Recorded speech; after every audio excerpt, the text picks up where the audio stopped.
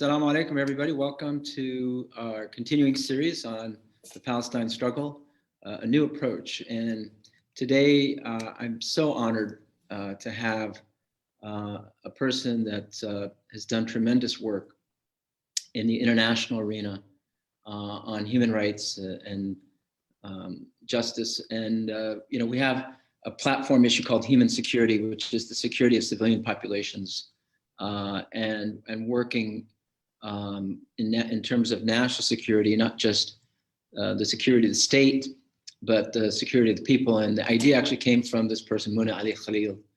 Muna is a public international lawyer with 25 years of United Nations and other legal and diplomatic experience, including a senior legal officer in the UN Office of the Legal Counsel and in the International Atomic Energy Agency Office of Legal Affairs. In the United Nations, she advised on the UN Security Council's peace and security efforts, including peacekeeping, protection of civilians, counterterrorism, weapons of mass destruction, disarmament. In the IAEA, she advised on the international measures to combat nuclear terrorism and to prevent nuclear proliferation. She, by the way, worked very closely with Dr. Mohammed al-Baradei, a Nobel laureate who worked on nuclear non-proliferation and nuclear disarmament. During her UN career, she also undertook several special assignments relating to the conflicts in Iraq, Libya, Palestine, and Syria. As founder and director of MAK Law International, a strategic consulting service, she continues to serve we the peoples, advising governments and intergovernmental organizations on the principles and policies that govern their rights and responsibilities under international law. She has a BA in government and an MA in Middle East Studies from Harvard University. She also holds an MS, Master's in Science in Foreign Service, and a Juris Doctorate from Georgetown University. She is an affiliate of the Harvard Law School program on international law and armed conflict, and a non-resident fellow of the UN Institute for Disarmament Research. She has published several works on international law and diplomacy and lectures regularly at the Vienna Diplomatic Academy. And she, by the way, Muna Ali Khalil, is calling in, zooming in from Vienna, where it is 1 a.m. At this time. So we really appreciate the time that you're taking for this and sacrifice for joining us. And we're so honored to have you, Muna. So with that, I'd like you to start your presentation. Thank you, Salam. It really is my honor to be hosted by you and by Impact, the important work that you do educating your fellow Americans on causes dear to the heart of many Americans and many Arab Americans and Muslim Americans and non-Arab Americans and non-Muslim Americans. We are all, at the end of the day, fellow human beings and members of the same human family. And your work to remind people of those fundamentals is essential for not just the democracy, but the security of the United States of America. I'm humbled to be asked to come here, given the other members of the series that you have invited. I'm honored, of course. I'm worried a little bit about coming off as a dry lawyer, but in order to do justice to the cause and to ensure that the credibility and the equality of the presentation, the objectivity of the presentation, by definition, I have to try to be as clear and dry and factual as possible. So to avoid giving that ultimate impression, I thought I would start with a poem that I wrote on the eve of the submission of the membership application by the Palestinian Authority to the Security Council, knowing full well that this membership application had no chance of success in the Security Council, given the proclivities in particular of the United States, but also wondering why our distinguished leadership of the Palestinian Authority chose to seek membership before they sought recognition of their statehood, in a sense, making it inevitable that there would be a rejection of the application, and that the human rights struggle of the Palestinian people was never about membership in the UN, but rather about recognition of their right to self-determination, a fundamentally inalienable legal right of the people of Palestine, as well as the right of the other community members of the international membership of the UN to recognize our statehood, not necessarily our membership. So kind of as a lawyer, as an international civil servant in the UN at the time, as a Arab national and a Muslim of Palestinian origin, these turmoils within me were found expression in this poem that I'm happy to share with you. It's very short, don't worry. As a lawyer, I'm not that particularly creative or poetic, but it seems to be my expression of what those legal rights are in that moment of, I would say, despair, for lack of a better word. So it's titled, I Am Palestine, and here goes. Too many lovers of my land, each drawing lines, drawing blood in the sand. I was not spared Solomon's solution, partitioned by a UN resolution. Coveted by those who deny me, occupied with my rights denied me. Unfulfilled promises for the promised land, unholy violence in the Holy Land. Jerusalem crowns my inspiration, the capital of my aspiring nation. Divided in two and shared by three, my city, like my people, longs to be free. I gave up most of me for peace, and yet my occupation does not cease. Wanting what's left of me to be my own, hoping that my identity will be known. Can I not demand justice for my historical claim without it being a zero-sum game? Can I not exact recognition of the cost that I was made to pay for Europe's Holocaust? Let me fly my flag with yours. Let my rights be alienable no more. Welcome me not as a guest in my own home, and liberate my star, my cross, and my dome. Let me sing my name out loud. Let my people dare to be proud. Embrace me as I have embraced thee, and then maybe we will both be free. So with that introduction. I mean, can you please send it? I'd like to post it on, and look, people are applauding on the Zoom. So it deserves a standing ovation if we were in a room right now. Could you please send it? We'd love to post it on our website and where we're going to broadcast the lecture series. I will do that afterwards. Please don't forget that was the inspiring part of the discussion, because from here on in, it might get a little drier with the legal stuff. Well, we need both. We need the inspiration, and then we need the knowledge. And I know you're going to drop a lot of important knowledge for us today. Thanks, Salam. So go right ahead. Any true UN civil servant cannot begin any discussion without first referring to Dag Hammarskjöld and then referring to the UN Charter. So without further ado, I begin with a reference to our premier or quintessential Secretary General of the UN, Dag Hammarskjöld, who once said that the UN was not created to take mankind to heaven, but rather to save it from hell. He, in his wisdom, upon witnessing what he deemed to be Israel's disproportionate military responses to provocations from Gaza, back in 1956, wrote a letter to what at the time was his personal friend, in a very private letter to Israeli Prime Minister Ben-Gurion.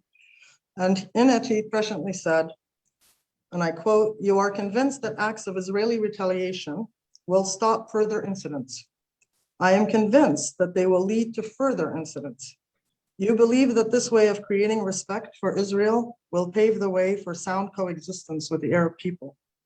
Yet I believe that the policy may postpone indefinitely the time for such coexistence." So here we are 65 years later in 2021, and in light of the recent events in Gaza, where again, we saw disproportionate use of force against primarily civilian targets, we have not come a long way, baby, since the statement by 1956. And that is in part a function of the failure to respect international law by each and every actor in the UN system, including the UN, including the US, including Israel, including the Palestinian Authority, including Hamas for sure, and including every state in the UN system, which has obligations under the Geneva Conventions to ensure respect for the most fundamental binding obligations of those conventions. So where I would like to see a new approach is not in creating something new, but rather in going back to the basics, going back to the fundamentals, the universally accepted, the universally embraced, and the universally recognized as binding principles of international law. A political effort that is not rooted and underpinned by those legal principles will never succeed, because peace without justice will not succeed. Justice without sustainable peace is a non-working formula. And in order for security to visit both peoples, and the Israeli people and the Palestinian people are equally entitled to have their children grow up in security, to have their rights as human beings recognized, and their self-determination as a people respected and allowed to manifest itself. So all of those rights are equal, but they are not equally enjoyed. They're not equally respected, and they're certainly not equally recognized. And until we have that fundamental recognition at the negotiating table, and when those fundamental rights are not themselves negotiable, then we may have a better approach, a more successful approach to the resolution of the Arab-Israeli conflict, and more importantly, at the heart of it, the Palestinian-Israeli conflict. So what I would suggest is a return to the rules-based framework that the UN itself has set up, that the US was the primary architect of. And there's nothing particularly anti-American about this, given the fact that everything from the Universal Declaration of Human Rights, which was the fountainhead of Mrs. Eleanor Roosevelt, to the Geneva Conventions, to the Nuremberg Principles, all of the foundations of the legal framework and the legal rights that we will discuss today are the product of American diplomacy and American leadership. So it is really a return to those fundamental American-led but universally embraced values and principles that will lead us out of darkness and into light, inshallah. So let me begin the kind of dry part of this discussion, as I like to call it, with, in a sense, three phases. Phase one is the resolutions. Phase two is the law. And phase three, what does that mean for US policy going forward? So the resolutions are many, and there's hundreds and thousands of them that one can refer to. And we don't have that much time. Nobody has that much time. So what I'll do is just highlight a few of them that I think might kind of give us a path towards the solution. And I want you to keep in mind something that a very, very interesting discussion that I had with an Israeli ambassador circa 2002, 2003, when we had an official legal lunch of the United Nations, and all the legal advisors were at this lunch. And I happened to be seated very in close proximity to the Israeli legal advisor of the Israeli mission. And in the context of the conversation, he was informed or somehow discovered that I'm an Arab of Palestinian origin. And he interrupted the course of the conversation and looked at me directly, individually, and said, "It must give you great satisfaction as a Palestinian that the UN is so pro-Palestinian in its resolutions." And I looked at him and I said, "I cannot miss this opportunity, and I'm not going to miss this opportunity." I said, "It must give you great satisfaction, sir, as an Israeli, that none of them have been implemented." And therefore, when we look at these resolutions, we need to understand that the context is normative, that it has, in most cases, not been implemented. And while these resolutions get adopted year after year after year after year, and in fact have been diluted year after year after year after year, they have not, in fact, been fulfilled. And this begins with the first resolution in 1947, which partitioned the British mandate known as Palestine into an Arab state, a Jewish state, and a special regime for Jerusalem. Now, as history has documented, the allocation of land was disproportionate in every sense of the word, whether demographically or economically, or based on property rights, or based on even the self-determining rights of the Jewish Palestinians who were in the land. And people fail to remember that there were Jewish Palestinians and remained in the equation at the time. We then went to, of course, the establishment of the State of Israel, the membership of the State of Israel in the UN. We have the UN resolutions that begin to sort of correct the historical injustice, not so much of the creation of Israel, but the manner in which it was created. that it was at the expense of the Arab state, at the expense of the Palestinian population, at the expense of the Palestinian right to self-determination, and that this is the enduring debt of the United Nations owed to the Palestinian people, and that is part of its enduring kind of successive return to this issue, because it is a failure, a fundamental failure, that one part of that vision materialized and the other hasn't. And again, the failure is multiple parties are responsible for that, but nonetheless, we have a manifest failure and a manifest injustice as a result. In 1956, we saw something that we never saw again, the United States stepping in to actually uphold international law. And when two and possibly three of its closest allies, the allies being UK, France, and Israel, invaded Egypt in 1956, it was the US that stood up first and foremost and demanded the withdrawal of those troops from Egyptian territory. And with the help of the Secretary General, the matter was moved from the Security Council, where of course the British and the French would have vetoed any action, into the General Assembly, where under the Uniting for Peace resolution that the US had in a sense machinated in order to ensure that there was a response to the Korean Peninsula problem in 1950. So they used that same mechanism to demand the withdrawal of the Israelis, the British, and the French from Egyptian sovereign territory, and set up the first peacekeeping mission of the United Nations, UNEF. Now, many would attribute peacekeeping to the Security Council, but it was in fact the General Assembly, on the recommendation of the then Dag Hammarskjöld report, that this mission was established. And never again, however, have we seen such a principled stand by the US in the Security Council on this issue. Obviously, we've seen it on other issues, but on this issue, it's been a rather mixed record, to say the least.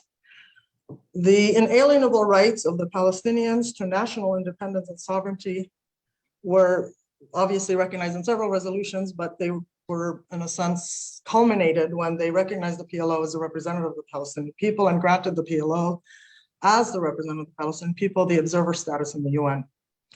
And not only granting the observer status, but incrementally giving them additional rights of participation, up to including the right to include agenda items and to speak, in a sense, intermingled with the other states in the General Assembly, kind of recognizing a special status for Palestine.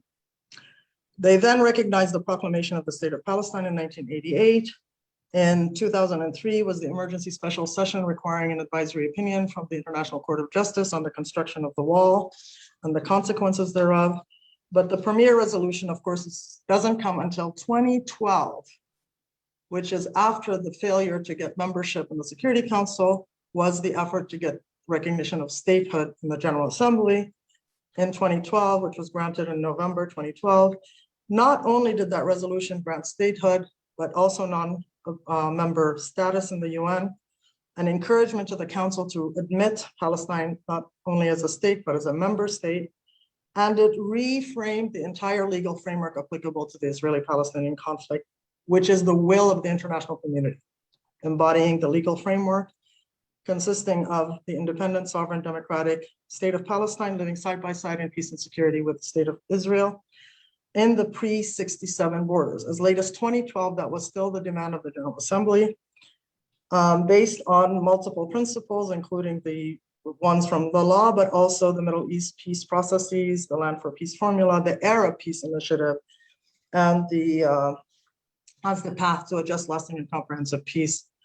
And named then the 5 issues: refugees, Jerusalem, settlements, borders, security, and water.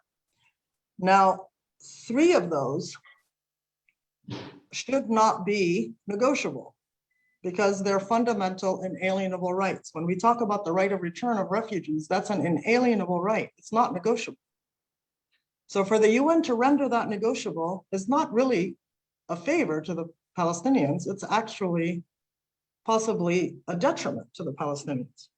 The status of Jerusalem, where the illegal acquisition of territory by the use of force, the sui generis special status of Jerusalem, the grave violations that the settlements constitute of the Geneva Conventions have become negotiable. So again, what seems to be pro-Palestinian resolutions are not exactly necessarily consistent with the binding principles of international law. Take UNRWA, for instance. Everybody sees that as a big benefacting, contribution to the Palestinian people and their well-being. But it's actually the obligation of the occupying power that UNRWA is now performing. It's money, effort, energy, medicine, food, education, clothing that Israel, as the occupying power, should be delivering to the occupant population. So when the UN, the international community, and primarily the US as the primary benefactor, through UNRWA delivers this to the occupant population, they're actually doing a favor to Israel. Because these are legally the obligations of the state of Israel as the occupying power. So again, this kind of facade that the UN is pro-Palestinian needs to be deconstructed when we look at the fundamentals of the international legal framework. So similarly, let's take a look at the Security Council side. 1967, the critical resolution 242, which does two things, but somehow is only remembered for one of the two things. It condemns the illegal acquisition of territory by the use of force.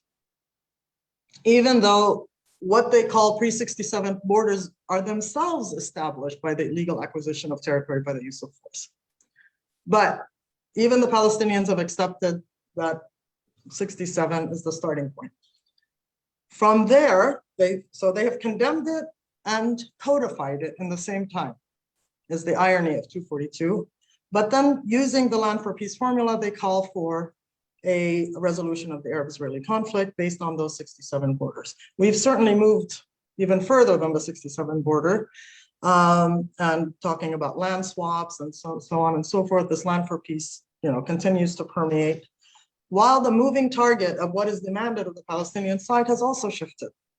At first, it was a cessation of hostilities of the Arab nations and the renunciation of the state of belligerence. Then it was the recognition of the state of Israel.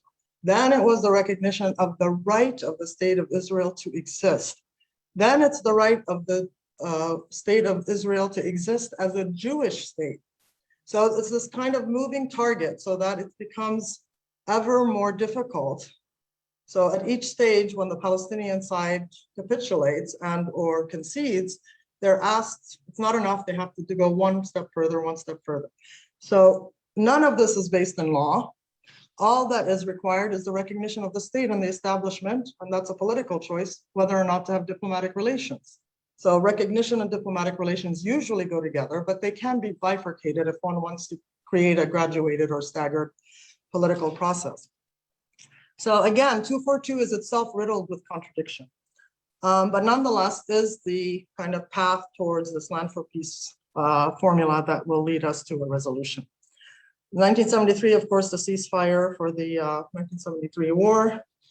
1979, we have a very categorical condemnation of the settlements and the construction of the settlements, and a demand that they stop, and that any measures, unilateral measures by Israel to alter the status of Jerusalem, also are condemned and declared null and void in 1979. In 1996, we have again the affirmation of the status of Jerusalem, that's sui generis.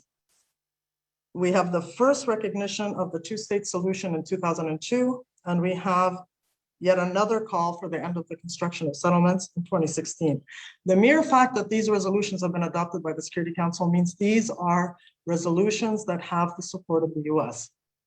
Because had they been vetoed, of course, they would not be adopted and they would not exist as resolutions of the council. So all of these that I've just mentioned have the support of the US, either by abstaining or by voting affirmatively to uphold them. So the resolutions make it clear the occupation has to end, the settlements have to stop, the wall has to be dismantled, the status of Jerusalem has to be respected as sui generis and subject to international special status, and that the right of return is inalienable, and that there should be a peaceful settlement of the conflict. Of course, again, words on paper, nothing happening in reality. So what does the broader legal framework tell us? The broader legal framework, starting with the charter, recognizes the right of self-determination, not just as any old right, but as one of the four fundamental purposes of the organization.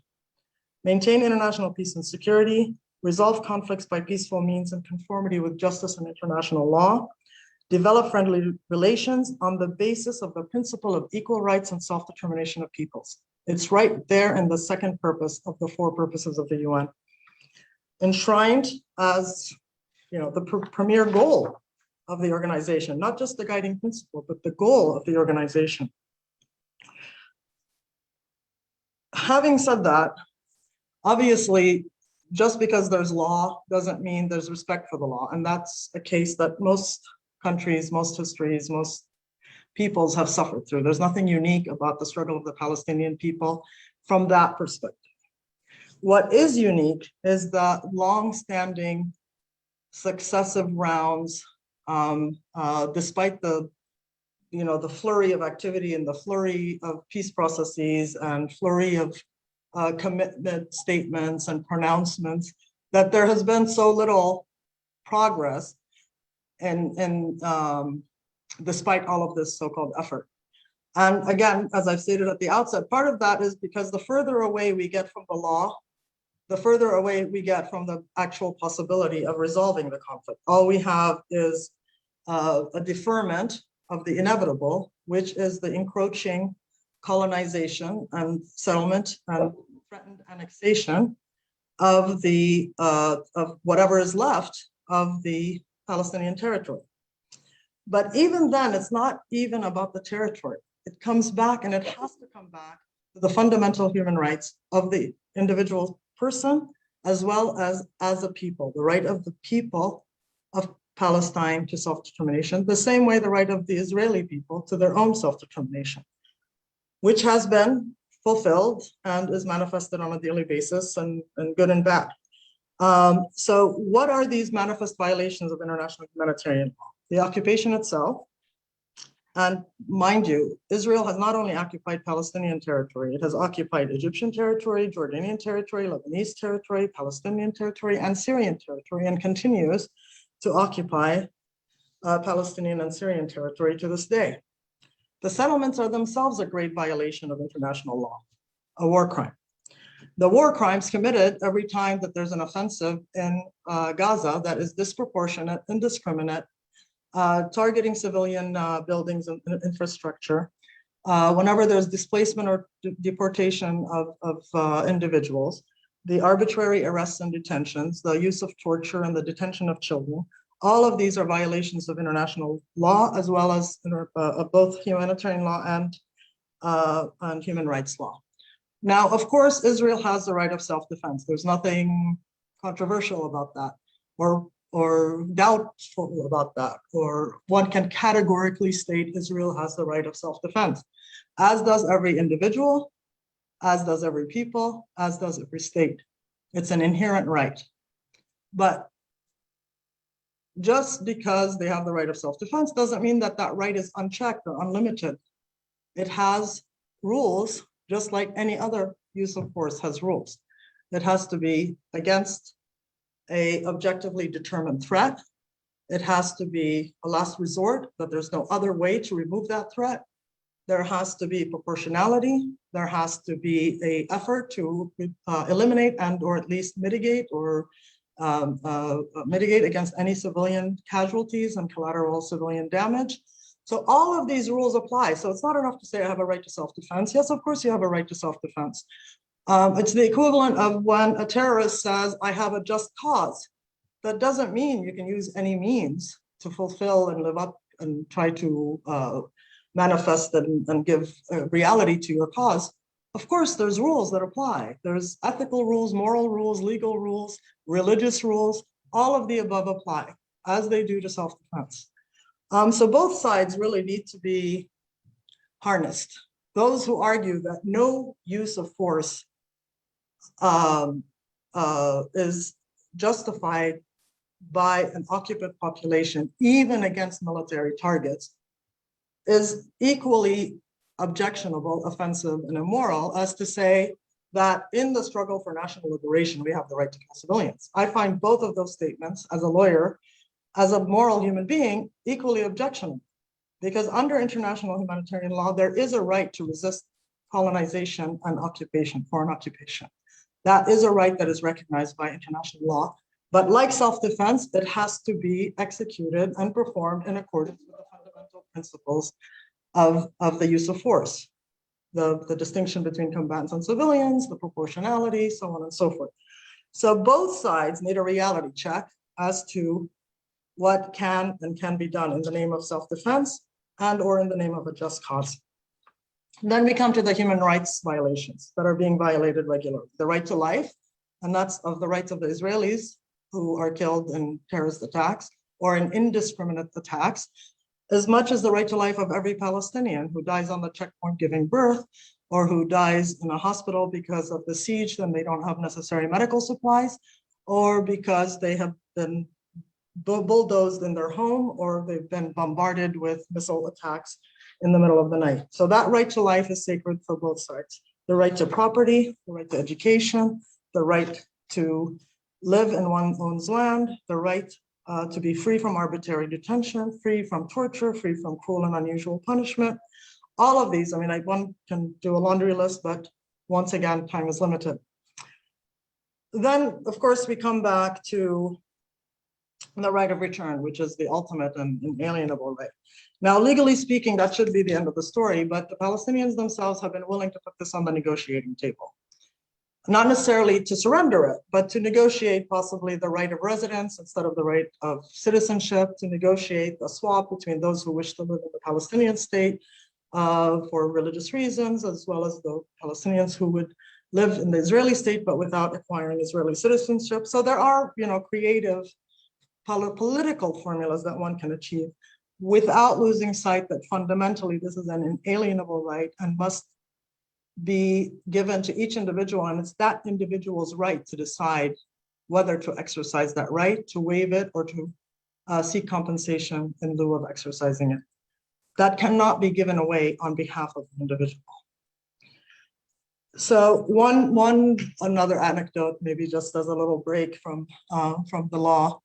I have a dear colleague who's Israeli, and we often discuss politics, and coming at it as lawyers, we tend to agree 9 times out of 10. The 10 out of 10 is usually the most interesting, but the 9 times out of 10 as lawyers, we usually converge, and that's why I'm confident that with the rule of law, we can probably find our way out of this so-called intractable conflict. But on one of these occasions, he kind of looked off into the sunset and said, I really don't mean to offend you, but I'm just trying to understand. You weren't born in Jerusalem. You've probably never set foot in Jerusalem or in Palestine. Why do you consider yourself Palestinian? I said, you don't have to ask me that. You ask yourself that. You have a better answer than any answer that I can give you. And he said, what do you mean? I said, well, your people for 2,000 years demanded their right of return to the state of Israel and would never give up their right of return. And it was their mantra for 2,000 years, next year in Jerusalem. So you couldn't give up your right after 2,000 years, and you're asking us to give up our right, and it's within the same century. So ask yourself what made you demand and insist on your right of return, and then you'll understand why we demand and insist on ours. It's very basic. If you understand yourself, then you should understand our own struggle. And that seemed to somehow get through to him. I hope it certainly ended the conversation right then and there, but something to think about. Now, I think we have maybe 10 minutes left in terms of the legal portion. And then we need to get to the US policy. Just before we end the legal portion, I want to recall that this doesn't have to be hypothetical. The ICJ, the International Court of Justice, and the International Criminal Court have both pronounced themselves to a certain degree on these subjects. There's an advisory opinion in 2003, 2004 by the International Court of Justice. Now, to say that it's an advisory opinion is factual because it was an advisory opinion requested by the General Assembly. But to the extent that the opinion itself contains references to binding customary international law and binding erga omnes obligations, those elements of the opinion must be regarded as binding, even though they're in a vehicle that is advisory. And the salient conclusions and observations of the court are as follows. Upholding that there shall be no territorial acquisition by the use of force, that Israel has the obligation to respect the right of the Palestinian people to self-determination and all of its obligations in international humanitarian law and human rights law, that it has an obligation to put an end to its wrongful actions, including the dismantlement of the construction and the end of the construction of any part of the wall, repealing any and all legislation relating to it, confirming Israel's obligation to make reparations for the losses, damages of all natural and legal persons, including destruction of homes, businesses, livelihoods, and agricultural holdings. On the unexpected side of the ruling is the court's reminder to all states parties to the Geneva Conventions that they have an obligation to recognize violations as violations, to seek to bring an end and ensure respect to for the law and end to those violations, and not to contribute in any way, aiding or assisting in the commission and or continuation of those violations. And this has to be borne in mind when we talk about not just US policy, but about any country's policy, including the Arab states, the Gulf states, the EU as a regional organization, the African Union, the League of Arab States. These, whether it's a state or a group of states, they have these obligations under the Geneva Conventions. So recognize a violation, ensure respect for the law by ending the violation, and making sure that you do not in some way contribute, aid, abet, or otherwise be complicit in the commission or continuation of the violation. So we need to come back to that in light of what the ICC is investigating. Well, the ICC has not, of course, proceeded to trial on any of this. They're merely investigating commission of crimes, not just by Israel, but also by Hamas.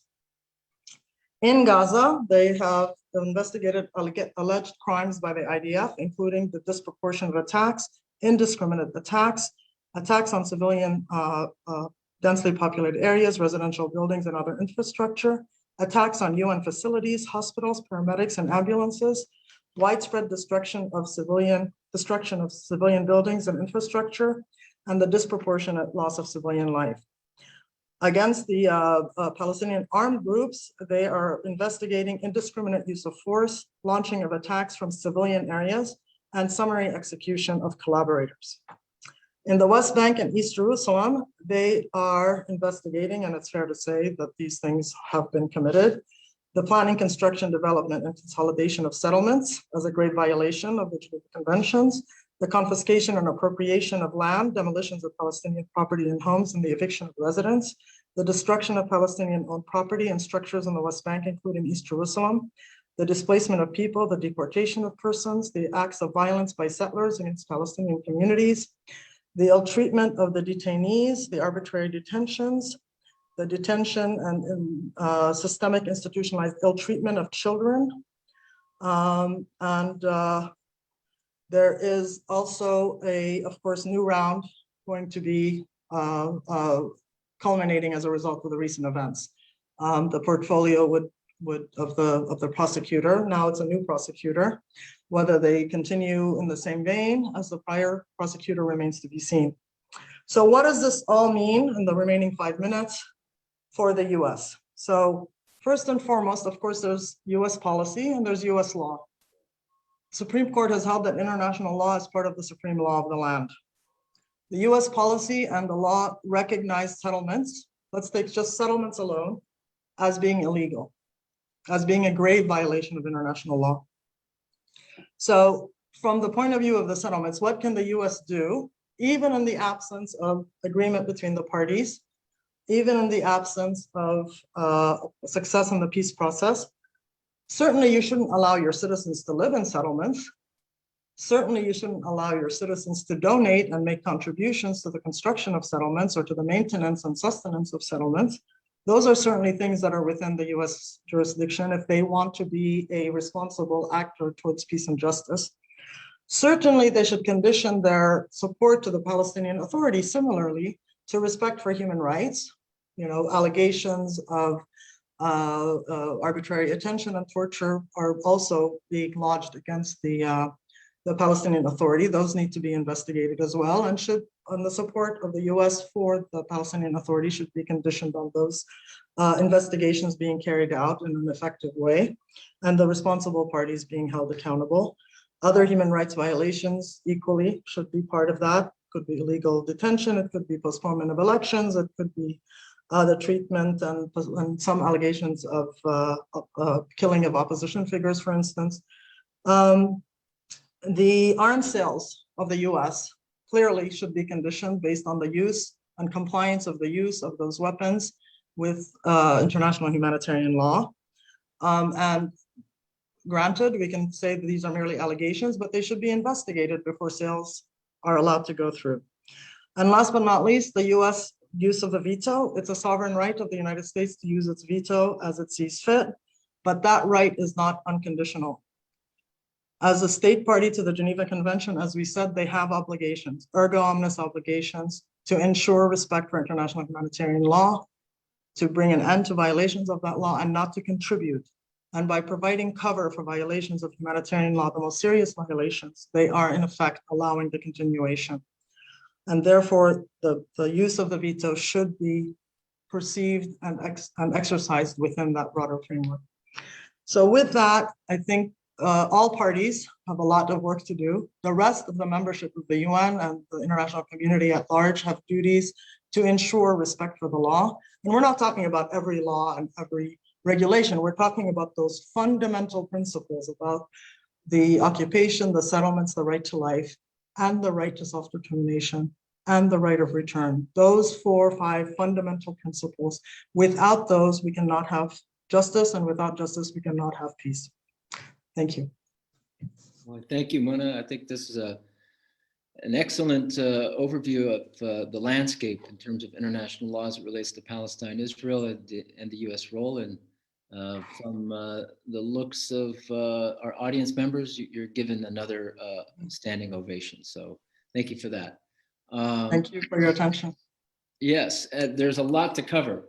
And we have a number of questions already from our guests, and I will get to them. I just wanted to dive a little more deeply into the issue of the international courts or investigations. I don't know exactly where it emanates from. You could probably give us a better idea of how that works. In fact, why don't we start with that? How do investigations in terms of international law, the international criminal courts, how do they originate, and how does it apply to the situation in the occupied territories? Well, there's several ways how this can happen. Before there was an international criminal court, there were, of course, national prosecution is always a possibility. Some crimes, and many of the crimes committed by Israel, are universal crimes, which can be tried in any court of law anywhere in the world. And there is precedent where Belgian law courts were seized, especially during the days of Sharon, of war crime charges being lodged in Belgian courts. And there's a long history of how those were somehow set aside. But universal jurisdiction is available and has been availed in other contexts. But the existence of international criminal courts is a relatively new phenomenon. It's a positive development, of course, in international law, where first you had the International Criminal Tribunal, for instance, for the former Yugoslavia, you had one for Rwanda, you had one for Lebanon, you had one for Sierra Leone, for Cambodia. So, and they're manifested differently. Some of them are hybrid with a national component and an international component. But the strictly speaking international ones were the ICTY for former Yugoslavia and the one for Rwanda. And those were established with a Security Council resolution and a statute, kind of like a treaty, for their establishment, similar to the statute that established the International Court of Justice, albeit that that's not a criminal court. Within the statute are the basis for jurisdiction. So now we come to the International Criminal Court, which has seized jurisdiction of the situation in Palestine. Now, the Palestinian side has tried to get the court to be seized on several occasions before they successfully did, by trying to become a party, trying to make a declaration of acceptance of jurisdiction.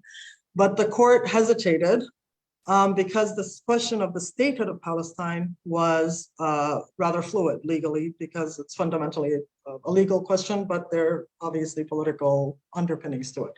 But that hurdle was removed when the General Assembly recognized the statehood of Palestine, even though as a non-member state of the UN, non-member observer state of the UN in 2012.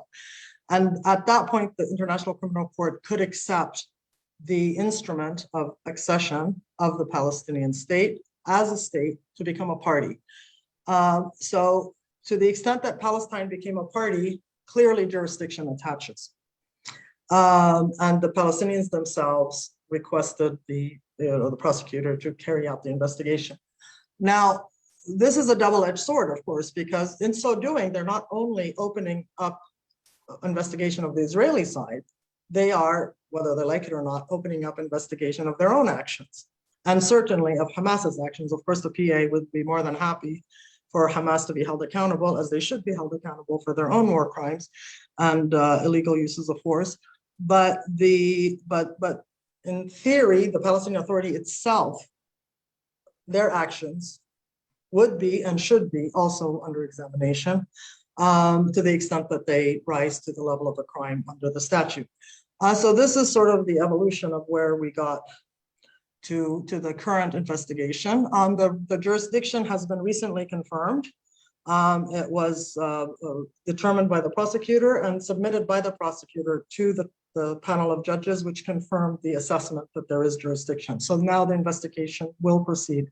As I stated earlier, there is a new prosecutor, and it's not clear whether the intentions of the current prosecutor to dedicate resources to carry that investigation forward is as firm as the conviction of the prior prosecutor. That remains to be seen.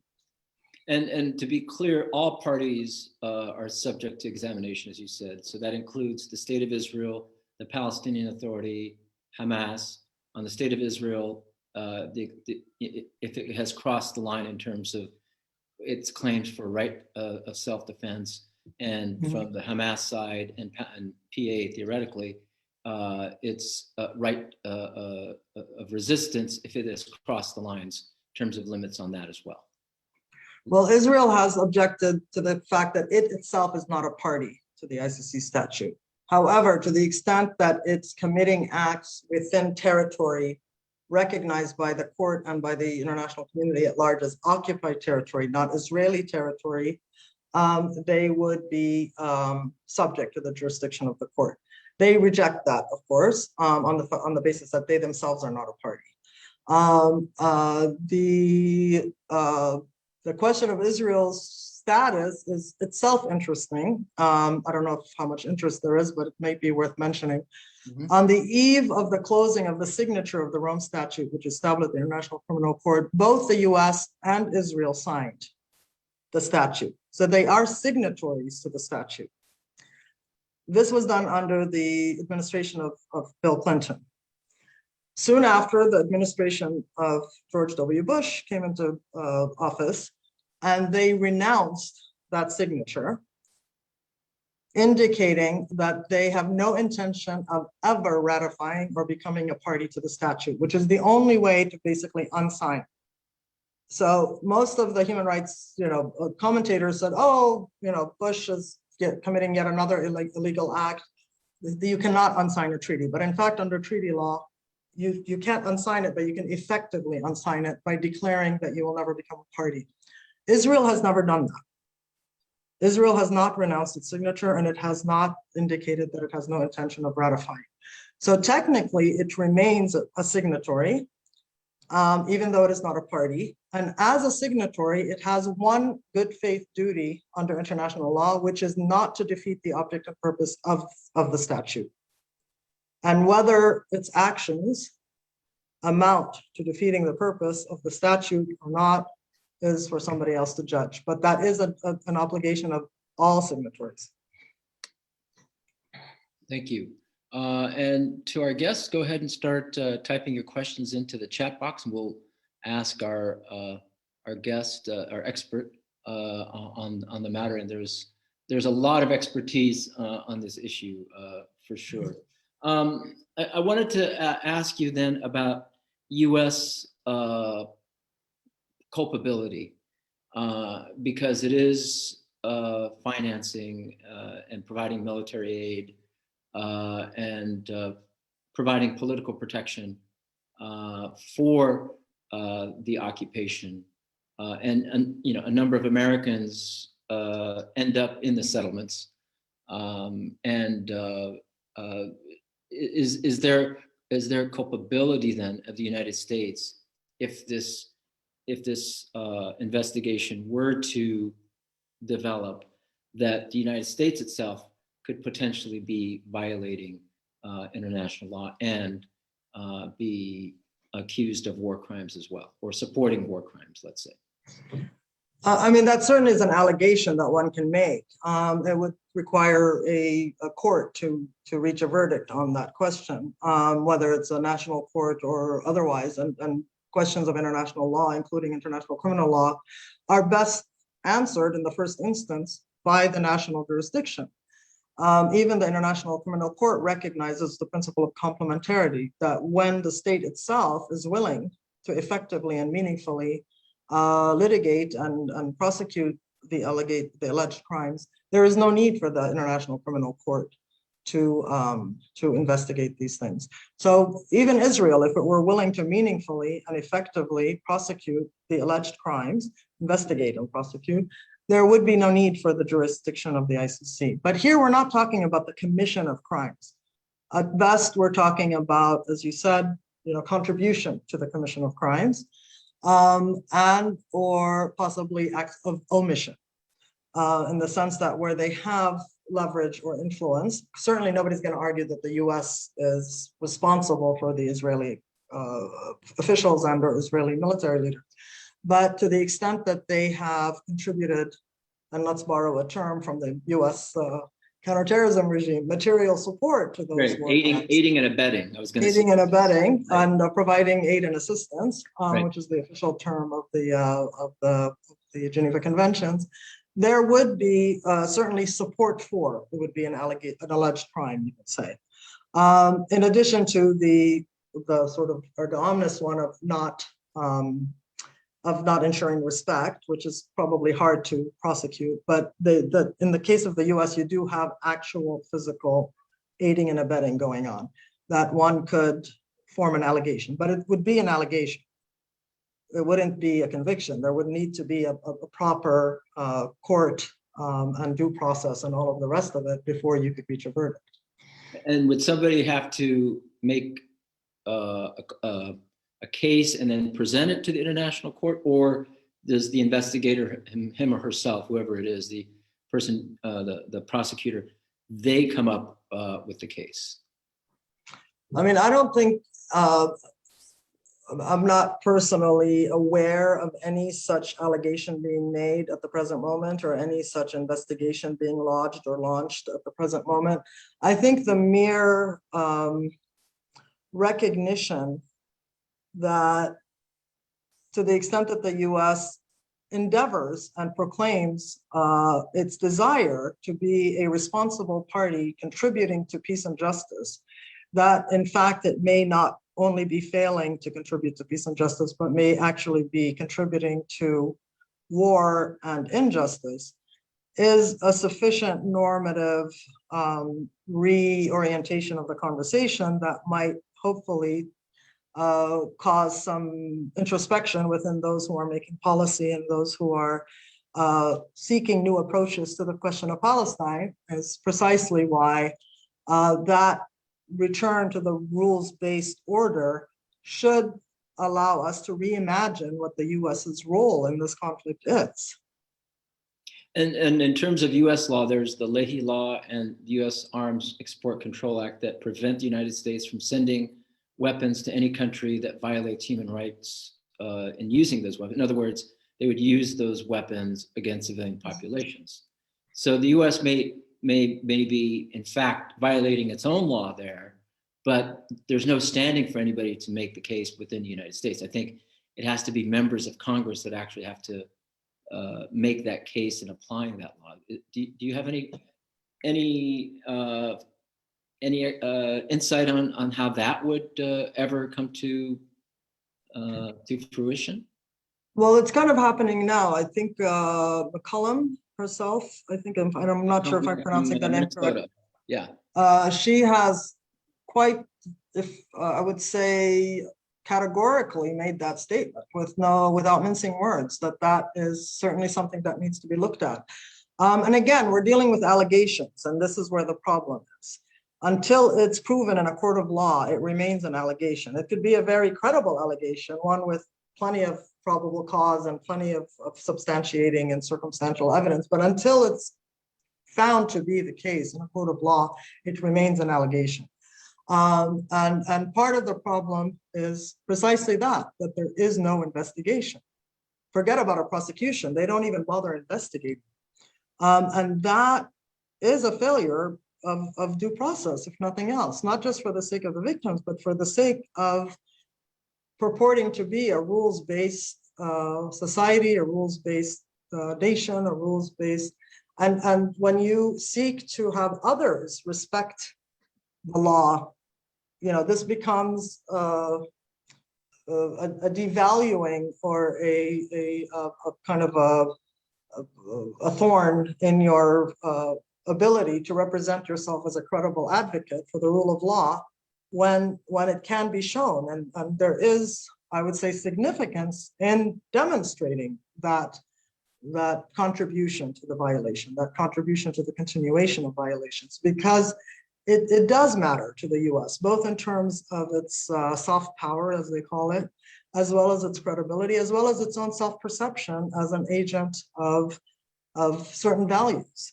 So I think that messaging will have an impact, I believe, but maybe I'm naive and idealistic, who knows? Well, we should always be pursuing ideals, even if they're just ideas. It's important to at least have the idea out there. So thank you for your answers. And we have a number of questions, a lot of them from one person, Carl Holberg. I'll try to cover as much as we can, Carl, in the time that we have. But his first question is, on what basis is the return of Palestinian refugees an inalienable right?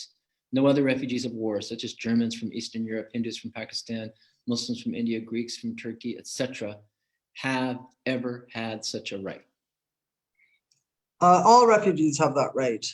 It's not just the Palestinian refugees. Now, they happen to be a significant proportion of the world population of refugees, but nonetheless, the right of return is an inalienable right, as confirmed in the Refugee Convention, which itself has reached the status of customary law, as well as successive General Assembly and Security Council resolutions. So, but again, it's a right that belongs to all refugees.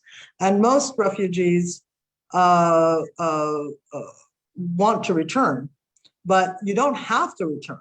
It's just that you have the right of return. And whether you exercise that right is a personal choice that can be made, and compensation can be given. Now, there's also the flip side of that. Many Israelis argue that those who were forced to flee Arab nations, interestingly, not after the 47-48 period, but after the 67 period, many Arab states did in fact force the Jewish populations to leave, or they felt sufficiently under threat or sufficiently persecuted to leave. They are refugees also. And it's perfectly fair that they claim their right of return. But that is a right that belongs to all peoples and to all refugees, including the Jewish refugees who wish to exercise their right, would themselves have a right of return and a right to compensation if they do not, if they're not allowed to exercise that right of return. I gather, as a common person, I see a refugee is by definition a person who's displaced from his or her homeland. So not really. It has to be why they're being displaced. It has to be, the Refugee Convention is rather narrow in its definition. There are current efforts to expand it. It would certainly, as a result of violence or persecution, a physical threat. But many argue that, economic migration is a form of refugee. Climate change refugees is a form of refugee, but those two categories are not yet within the definition of refugee. The current definition still requires fleeing violence, fleeing physical persecution. Thank you for that clarification. Carl's next question is, if there is a right to national self-determination, how will this new approach deal with the fact that both Hamas and Fatah refuse to recognize the right of the Jews to self-determination? Both Hamas and Fatah continually call for, from the river to the sea, Palestine must be free. This is clearly a denial of the Jews' right to a sovereign state anywhere in the territory of the former British Palestine Mandate. Does Israel have the right to exist as a Jewish state or not? After all, both Hamas and Fatah want an Arab Islamic state from the river to the sea. I believe that is at best outdated information. There are statements of that nature that have been made, both officially and unofficially in the past by both sides, but I think it's been more than 30 years since anybody in the PLO used that language. And Hamas, for more than 10 years, has been willing to recognize Israel and its pre-67 borders. The PLO and the Palestinian population in general is willing to recognize Palestine even with what they call adjusted borders from 67. So not only do they recognize the state of Israel, they also recognize they're willing to set a border, which Israel itself has not been willing to do. In particular, Netanyahu. There are other Israeli politicians. Hopefully, the new government will bring some clarity as to what Israel's border should be, because we don't know what Israel wants its border to be. We know what the Palestinians are willing to accept. But also, let's not forget that not only the Arab Peace Initiative has been accepted by all Arab countries, including what are deemed to be the rejectionist Arab countries have accepted it, as well as the Muslim Conference, the Islamic organization of the Islamic Conference, I believe is the new Organization of Islamic Conference, OIC. Oh, yes. OIC, exactly. So all Muslim and Arab states are willing to recognize the state of Israel. So that is the case for the last 20 years. That is the current state of affairs. And I mean, somebody far smarter than me once set up a triangle where you have, the Jewish democratic nature of the state of Israel, peace and security is the other part of the triangle. And then the third leg of the triangle is the 67 territories. And the conundrum that faces Israel is that it can only have two out of those three at any given time. You can be a Jewish democratic state within the 67 territories, but then you lose peace and security. If you want peace and security and Jewish democratic state, then you have to give up the 67 territory. If you want the 67 territory and peace and security, then you cease to be Jewish or democratic. So that, that is the conundrum, and only the Israeli people can prioritize the definition of their state, the borders of their state, and the nature of their state. That is something that the Israeli people, I certainly believe, that the majority of the Israeli people have time and time again shown that they would choose peace over occupied territory. The problem is with Israeli politics, it gives too much leverage to this coalition forming, which allows the extremist elements of the political landscape to have to somewhat dictate what Israeli policy ends up being. So there is, of course, obviously extremist elements within the Palestinian camp, within other Arab camps that certainly cause distortions of the Palestinian landscape as well. Thank you. And then the other last question from this gentleman is, how can Palestine be considered a state when it clearly does not meet the accepted standards for a state under the Montevideo Convention? Palestine has no sovereign control over its territory. Palestine has no defined territory, and Palestine has no unified government. The four Montevideo Convention principles are a recognized population, a recognized territory, a recognized government, and the ability to form treaties with other states. It is the overwhelming consensus of the overwhelming majority of member states of the international community that those four criteria are fulfilled. there are at least two members of the international community that do not agree.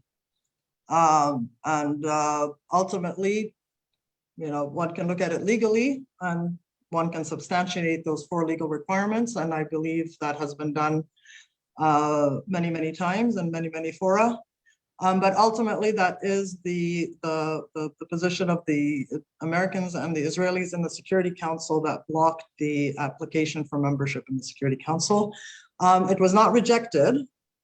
It never came back to the Security Council. It remains in committee since 2011 to the present date, pending some kind of resolution that allows it to go forward. So to be clear, the United States is for a two-state solution, but doesn't support the acknowledgement of a Palestinian state in international law? It supports the two-state solution. It would, I'm trying to articulate the US position and I don't want to misrepresent it. But my understanding of the US position is that while they support a two-state solution, they want the Palestinian state to be the outcome of a negotiation with the Israelis, as opposed to be a manifestation of a UN pronouncement and or a international legal pronouncement, but rather a product of a negotiation. Again, coming back to the fact that both the UN and the US have allowed certain fundamental rights to become negotiable, including the refugee, the status of Jerusalem, the right of self-determination, the right of return. And with to a certain degree, the Palestinians and their eagerness to please some of the Palestinian actors have themselves accepted this. And the Oslo Accord itself makes those five issues, three of which are now, despite being legally binding, are nonetheless politically negotiable. Thank you. One member of our audience would like clarification what the overall objective is. For example, in one conversation online, they're mentioning how Israel should no longer exist, and is asking if the Palestinian struggle attempting to eradicate the existence of Israel. I mean, like I said, of course, there's crackpot extremists in every quarter of every place in this world, as we have seen recently, even in the United States. By the same token, I do not believe that any party to the conflict maintains that position, neither officially nor unofficially. And that would include the most extremist element of Hamas. They are on record willing to agree to even a full-fledged peace with Israel in its pre-1967 borders. And like I said, clearly the Palestinian Authority agreed to that many, many decades ago, but the entire Arab states and Muslim states have also agreed to that. Officially, formally, publicly, proudly. The next question is, can individuals sue Israel, or does it have to be a country or institution? It depends on the mechanisms. I mean, of course, in the International Court of Justice, only states can bring litigation against other states. There is something called the Universal Periodic Review in the Human Rights Council, where all states, every single state, including the permanent members of the Security Council, are subject periodically to this universal review of their human rights record. And that process allows individuals and organizations of civil society to submit information. So if anybody has a grievance, they can submit, whether it's against the PA or against the Israelis or against any government in the world, depending on when the review of that particular country is scheduled, can receive information. There can be civil and or criminal litigation in national courts, depending on the laws of the particular national courts. As we see, there's litigation against various countries for either actions of their citizens or actions of their diplomats or actions of their security forces. So I mean, there's like any other like any other state. Of course, there's like any other state. Also, on the flip side, is sovereign immunity of the state, and it's not likely that any such cases will prevail, given the sovereign immunity of the state. Next question is, why are Palestinians not allowed to do Hajj? And do you think Saudi Arabia and Gulf states should take in refugees if no permanent solution is reached with Israel? I'm not aware that there's any ban on Palestinians doing Hajj. In fact, that would violate the right, the responsibility and the, I believe, the prevailing practice and policy of the Saudi government as the custodian of the holy mosques. They have a duty to the Muslim community at large, not just to fellow Arabs, but to fellow Muslims. And I'm not aware of any such restriction. Now, some Palestinians may have trouble because of travel documents. That may be a de facto problem, not necessarily a legal problem, but a practical problem. And their ability to navigate the requirements may be, as a result, difficult. But I do not believe that there's any stated restriction on the Palestinian population. Quite the contrary, there's many Palestinians. I myself am a Saudi national, born in Saudi Arabia, and have not experienced any discrimination in that regard or in any other regard with regard to my civil and other rights, other than those facing other Saudi citizens, of course, but not because I'm a Palestinian origin national. And then the last question, unless I receive any others after this, do you, as a practitioner and an expert in international law, do you foresee a time in your life where international law will be upheld on the issue of Palestine? I do, and I think, I mean, we have two very, very real, tangible allies in that struggle, and they are the Israeli people and the Jewish American people. I think two of your upcoming guests are amongst the strongest advocates for peace, justice, and the rule of law.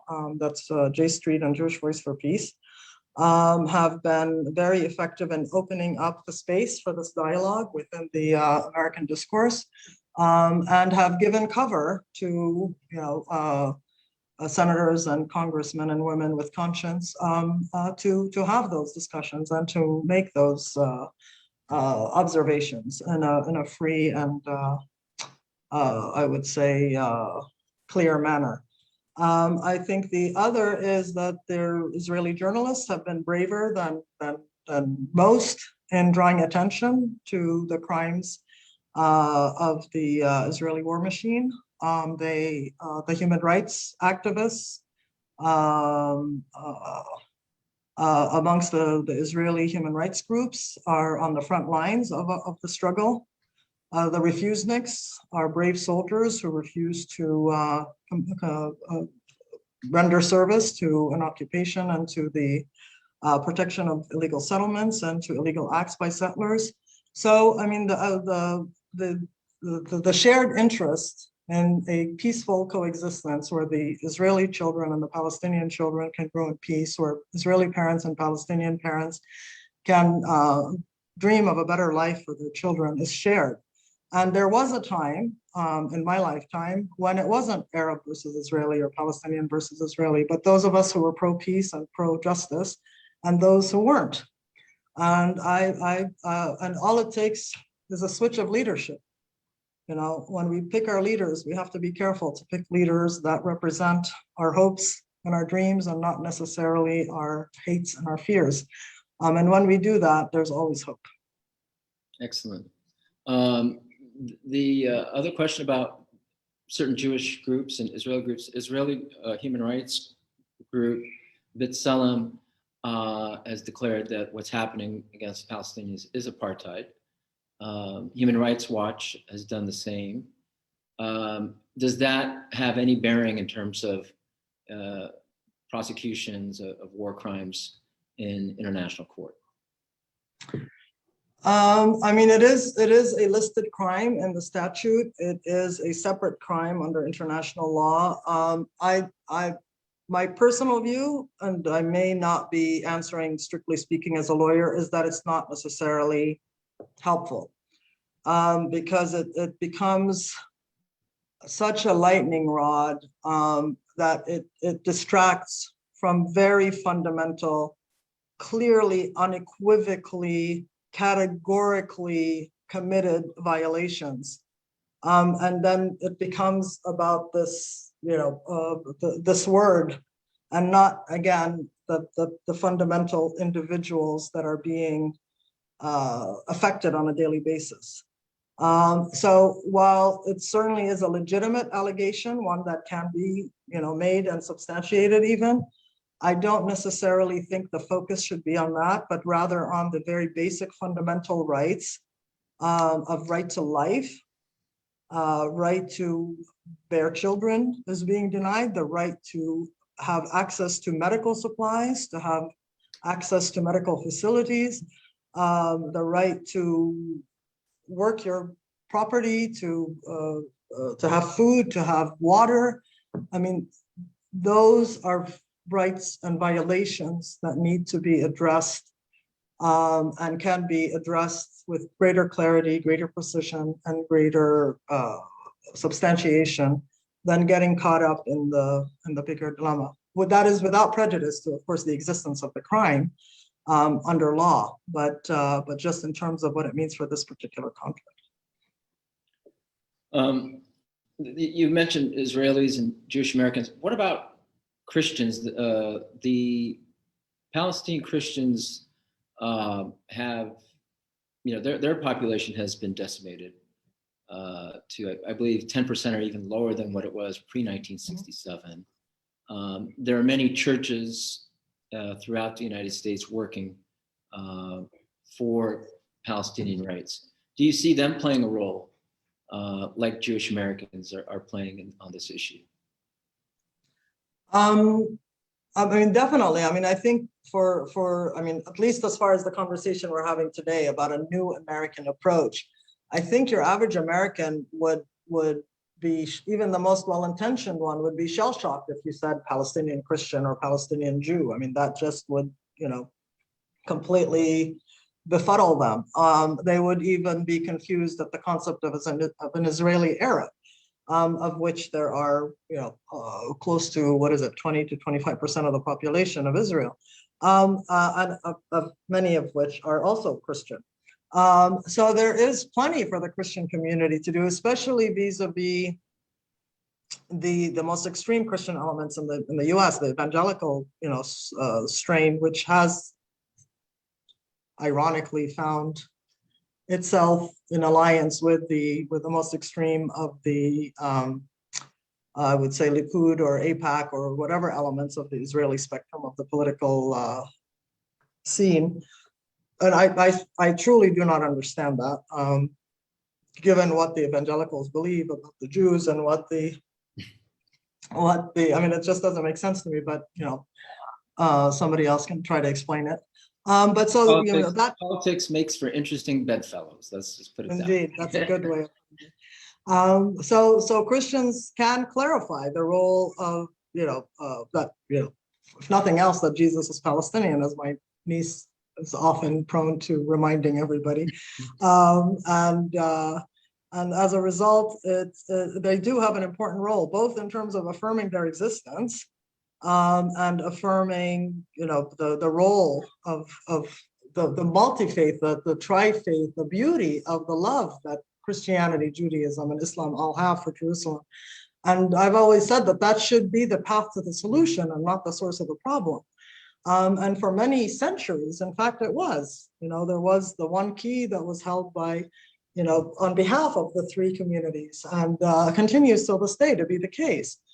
So that is really the path to the solution, is that this shared love of the land and the shared love of Jerusalem in particular should not be dividing us, but should be uniting us. Well, Muna, I want to, on behalf of everybody, And just to read some of the comments, thank you, amazing, knowledgeable, highly qualified speaker, wonderful series by Joan and Paul Waller. Also, Reinhard Krauss from the Academy of Islamic Jewish Christian Studies said that this has been extraordinary, very lucid, very impressive. Awesome Muna from Hadab Tarifi, and thank you.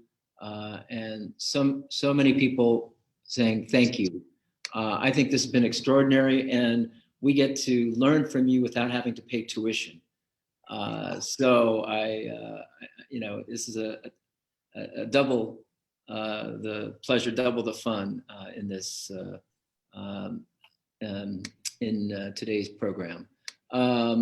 Thank you for this program and this series, Carl Selkin. Thank you, Imaduddin Ahmadi, runs the Minaret Institute in Washington, D.C. Thank you so much for this wonderful discussion. Rebecca Hosseini, hearts all around. I can't say enough. I learned a lot, and definitely we'll remain connected because we definitely need this kind of expertise. This is what I mean by the new approach, is when we're talking about justice, justice applies to all parties, and then let justice determine how to come to a resolution, rather than just saying it's my side against everyone else. And as you said, playing on people's fears and prejudices instead of implementing our thirst for justice. So that is so important for all of us to hear today. And your expertise in terms of understanding the landscape, as Reinhard Krauss said, so lucid. So thank you very much for that. Thank you. I'm humbled and honored, and I wish you every success in your very worthy endeavor to bring light and to bring knowledge and to bring understanding. You've definitely helped us in that mission. So, and thank you. And we say, inshallah, God willing, with this work. I thank everybody for joining us. Yes, let's all give Muna a round of applause. We can see applause throughout. Everybody's giving you applause now. We have a standing ovation if we were in a room. And so, and inshallah, someday we'll bring you to Los Angeles or Washington and have you speak in person for us. Next week, yes, we look forward. Thank you, and we look forward to being with you. And I know it's almost 2:30 a.m. right now in Vienna. So I hope you get some rest after this and some well-deserved sleep for your hard work and preparation for our lecture series. Next week we have Professor David Myers, who will give us a short history of Zionism and the legacy of Rabbi Leonard Bierman. Rabbi Leonard Bierman was a great friend of the Islamic Center of Southern California, and he founded Rabbis for Human Rights here in the US, and he had spoken during Yom Kippur sermons about the war against Gaza. So we get to hear from David Myers, who's part of that Leonard Bierman Foundation, and get his perspective on the history of Zionism. After that, we'll have Peter Beinart and Jeremy Ben-Ami debate Jewish home versus a Jewish state. Then after that, Ken Roth on apartheid and how to end apartheid in Palestine. And after that, we will cover the nexus of Islamophobia and anti-Palestinian rhetoric in the United States. So hope you continue joining us in this series. This has been quite an extraordinary lesson on the Palestinian issue from so many different perspectives already. It's been amazing. So I thank all of you for joining us. Again, thank you, Muna. God bless you for all that you do. Thank you.